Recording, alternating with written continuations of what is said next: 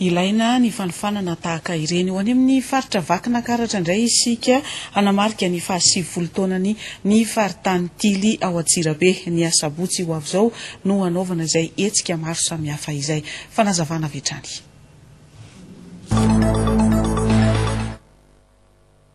Ankalazaina maneran-tany isaky ny 12 volana febroary ny tsingeritaona nahaterahan'ny General Bataimpoel na IBP mpanorona ny fikambanana scoutisme. Ifanindran-dalana amin'izany amin'ity taona ity ny fankalazana ny jobily 7 taona ny thème na ny Tily eto Madagasikara. Tsy diso anjara amin'izany ny faritany Tily eto Antsirabe. Tafasangana soma tsara ny komity jobily entina mankalaza zany 7 taona ny Tily eto Madagasikara ho an'ny faritany Tily Antsirabe.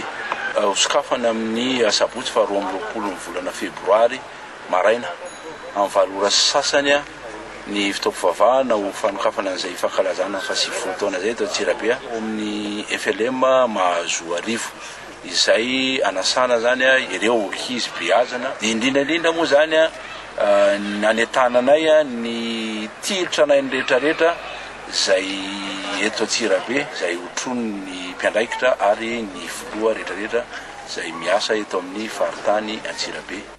Ovavolombelon'Andriamanitra ho an'ny mpianakavindra olom-pirenena vanina isan'ny fototra iorenan'ny Tily eto Madagasikara. Raha fitinina avany olon-drehetra ary mpirahalahy daholo ny Tily. Miasimba noho ny herin'ny vola ny toe-tsaina malagasy ankehitriny. Araka ny fahatsapany filohan'ny Tily eto Madagasikara Sampanantananarivo avaratra androany nandritra ny fanambarana ny hetsika rehetra hanamarian'izy ireo ny taonjobily 7 taona ny TEM. Noho izany no mahatonga azy ireo hiezaka hiverina amin'ny fototry ny fanabeazana skoto dia ny toe-tsaina antsitrapo esprit de volontariat sy ny toe-tsaina mamaimpona esprit de bénévolat ao anatin'ny loha hevitra hoe mifikira amin'ny tsara sy ny hoe fihavanana avany olona rehetra ny Tily. Asa maro no izahany ireo fitaina ao anatin'ny anjara fanamariana ho azy ireo. Ijery IPP anankiray izahay any Antananarivo avaratra izy io ho atsaraina ho amboarina eo ihany koa ny fanadiovana tatatra any Antananarivo avaratra ny aika aty amin'ny Masay aty zany izy io dia farana ny Anjozolobe 9 kilometry raha tsy diso RN3 izahay mihitsy no nitsaka atsitrapo anadioan'ny tatatra iny ao anatin'ny 7 minitra monja zay no hiasa dia adio iny tatatra manamorona ny lalana ny Antananarivo avaratra iny.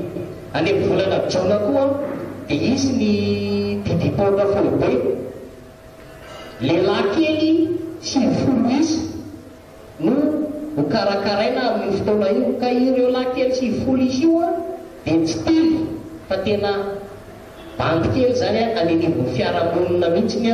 Etsy ankilany dia hitoetrany koa ny siem-pitaizana fanaon'izy ireo toy ny aza lehibe ho an'ny Loveto, ny LFTT ho an'ny Sampanamaitso ary ny Lomay indrindra ny lasin-jobily 7 taona izay atao any Ambatomanga izay aloava ny lasy fanomanana any Ampotaka ny talata ny Pasika ho avy izao. Ankoatr'ireo dia isy ihany koa fananganana tsangam-bato samihafa. Amin'ity fankalazana 7 taona ity dia misy ny trano anankiray izay arorona ao Fofikry Akady kely ao. Trano ao atao lokala izy io iraisana amin'ny mpanazava ihany rehefa rehetraretana ihany azy.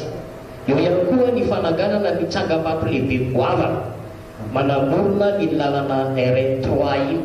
Raha tsy eo amin'ny soma koa dia eo amin'ny Koenakady kely dia misy koa ny any Sapana Lazaina dia farany mieritreretina ihany koa hoe ary amin'ny Sapanany Ambomamy ary. Ny faritany Antananarivo avaratra ao an'ny Tily eto Madagasikara dia ireo Tily ao anatin'ny fiangonana FJKM, ny METM ary Anglikana manomboka eo amin'ny Masay manaraka ny lalam-pirenena fahatelo ka hatrany Anjozorobe miampy any Ambatomanoana sy Ambotsiheno. Mahatratra 400 ny isan'ireo mpikamana ao anatin'izany izay ahitana mpitantana, mpanohana, mpanabe ary ireo beazana.